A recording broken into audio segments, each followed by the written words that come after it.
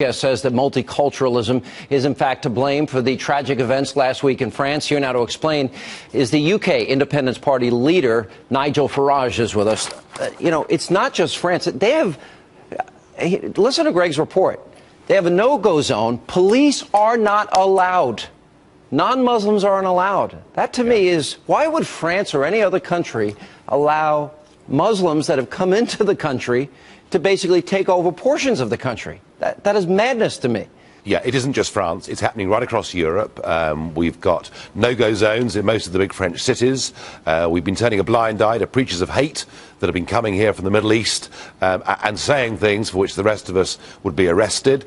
In parts of northern England, we've seen the sexual grooming scandal of underage girls committed by Muslim men in the majority. And for all of these things, we're seeing the law not being applied equally. We're seeing the police forces not actually doing their job because we've suffered from moral cowardice. We have, through mass immigration and through not checking the details of those people that have come to our countries, we have allowed big ghettos to develop, and when it comes to confronting tough issues, we run a mile. That is why we're in the mess that we're in. We've been led very badly. All right, let's talk about the specific countries. So if there's 750 so-called no-go zones in France and Sharia courts on top of it, what other countries have allowed Muslims that have come into their country to separate and create this independent state and Sharia courts? What are the countries? Well, let me give you an example. I mean, in the United Kingdom, there have been tens of thousands of female genital mutilations that have been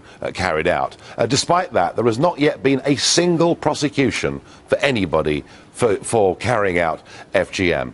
We even, a few years ago, had some quite clear examples where the immigration services were actually allowing women to come into Britain from Pakistan and elsewhere to join polygamous marriages, something that is against our law. So wherever you look, you see this blind eye being turned, and you see the growth of ghettos where the police and all the normal agents of the law have withdrawn, and that is where Sharia law has come in. And it got so bad in Britain that our last Archbishop of Canterbury, the leader of our church, actually said we should accept Sharia law. So you have tens of thousands of young women that have been victims of genital mutilation. Yeah. And Great Britain allows what? The Sharia courts to take care, and they deal with their own issues. In other words, why would Great Britain, France, Belgium, or any other country, the Netherlands, why would they allow people to come to the country, not assimilate, separate, take their land ostensibly, and then risk even being at war with them, when Sharia, if you're coming from a country that you grew up under Sharia, those values directly contradict the values in Western countries? Why would anybody allow that? Well, I agree with your sentiments entirely, but we have a political class that is leading countries in Europe hopelessly out of touch with the real world. Is that going to change? To show everybody how nice they are.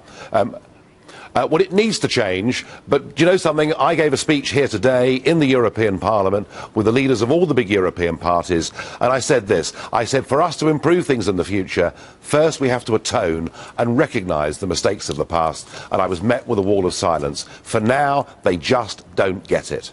Unbelievable. Nigel, thank you for being with us. Appreciate it.